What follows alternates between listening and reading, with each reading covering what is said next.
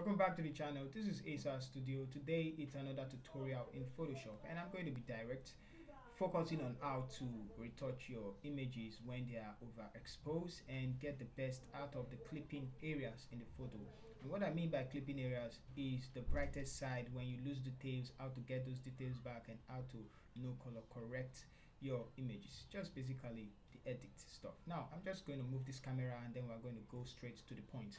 First of all, what method is best for editing these images? This is a raw image and we can actually go to the adjustment layer and grab hue and saturation exposure, curve, levels and brightness and contrast. Sorry, I mentioned hue and saturation, I just use it a lot, that's why. Okay, so now brightness levels, those are the adjustment layers for adjusting brightness when something is bright and when something is too dark.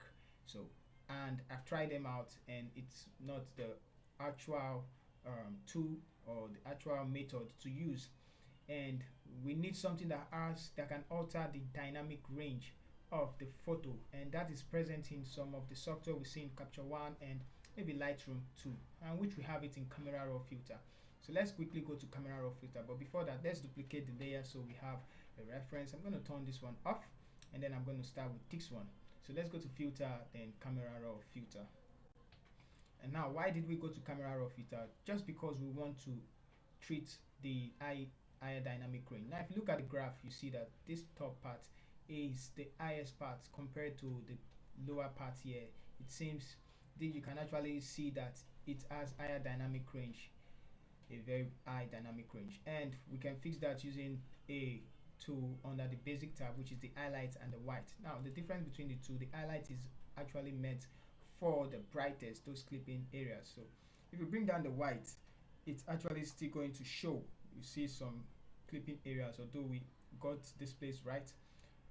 But if we bring down the highlight, you can see the details we missed on the clothes, but it's affecting the whole image. In this case, meaning when we use the highlight, I'm going to reset that, and the white, reset that. Now when we use only the highlight, it's looking okay because we are getting some details from the brightest side. But if we take it too much, too far, we start to have a flat, non-contrasty image. So I'm going to take it and leave it at the middle and also bring the white back a bit. So somewhere there till we have some, I'm going to bring it back all the way back. And then adjust, find a sweet spot for the white and the highlight. So let's take this one up a bit, and I'm going to leave it like this for the now. So we have some details. We could even take the highlight back a bit because let's just take it back to the extreme end and then click OK. Now the method we're going to be using is the masking method. Let's convert this to, let's rasterize it. Now I'm going to turn this one on. I'm still going to duplicate the layer below and convert this one to the normal layer so we can affect the two. Now I'm going to turn this one off. Now this one, let's create a mask for it, and the reason why we're creating a mask is we want the brighter side to be affected only, meaning if I turn it down, I want to see the brighter side of the face and not of the clothes. So we're trying to gain some details from only the brighter side. So let's go. So first thing first, let's go to select, click on this layer, go to select color range, and we're going to choose the brighter side of the image so you can see the place that I selected. Hold down shift and then click on more areas. Let's increase the fuzziness a bit till we have this, and then click OK. Now it selects it. We are going to select the mask, turn it back on, and then go to edit, fill, and we're going to fill it with black. Click OK. It's going to fill it with black, so you see that it's filling that side with black. And we could hit Ctrl D to deselect, and we're going to blur it a little.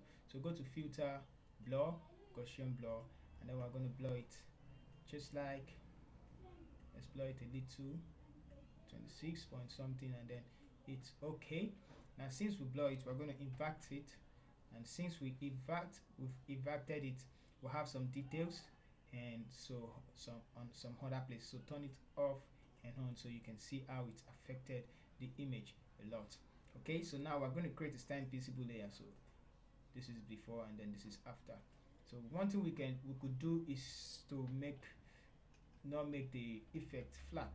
So I'm going to hit X on the keyboard and make the foreground color white, and then I could actually paint on those places like this, and this side as well. So I'll be clear. Let's just get something uniform, and I'm also going to make this place so something like this, those brighter areas that are actually too bright, this side and this side. So I'm just gonna do it like this, and then we're done. Okay, so hit X on the keyboard and let's open up the brightness of the hand a little, so something like that, and this side too. Alright, so since we are done, we're going to create a stem visible layer by pressing Ctrl Shift Alternate E, and I could group these two together, turn it on, and let's compare the before and then the after. You can see the before and then the after. Now we need to work on the color. We need to work on the color. So it's easy if we go to Camera Raw filter to work on the color again. So let's go to Camera Raw filter, Camera Raw filter. Now that we've gone to Camera Raw filter, we could start with the white balance, and I'm going to click a place that is white, so it's going to give up a little bit of the color we needed. Go to the exposure, we're going to decrease it just a bit to bring it back, and increase the contrast. We could use curve for that one, so increasing the contrast can also make the image look okay. Now one thing we need to do also is to bring up the shadows. I'll bring up the shadows a bit and take back the blacks to create tension in the image. Alright, so the eye dynamic, I'm gonna take it just a little bit up and bring down the whites Okay, so we could increase the texture, and one thing I want to focus on is a color mixer. Now under the color mixer, we could just sample a color somewhere there, and you can see increasing the red and decreasing the red could do, but I'm going to leave the saturation first, and let's go to the hue, and I'm going to make the yellow look more like the orange look more like the yellow, sorry. So somewhere around there looks okay, and the yellow look more like the yellow, and the red I'm going to increase it backwards so as to get more details on the lips. So you can see how the lips is changing. The blues, I'm going to make the purples look more like the blues and give the blues more purple. Okay, so now go to the saturation, and the red we can throw more saturation on it.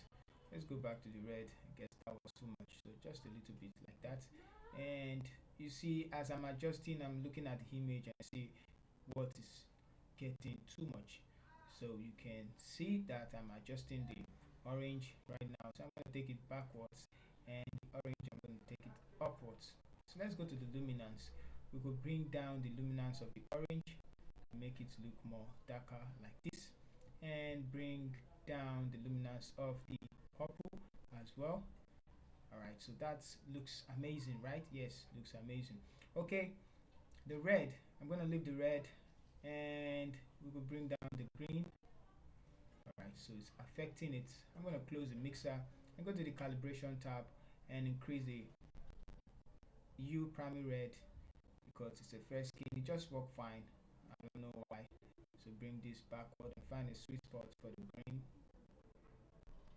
So something like this looks okay to me. I'm going to hit OK on the keyboard, and there we go with our final image.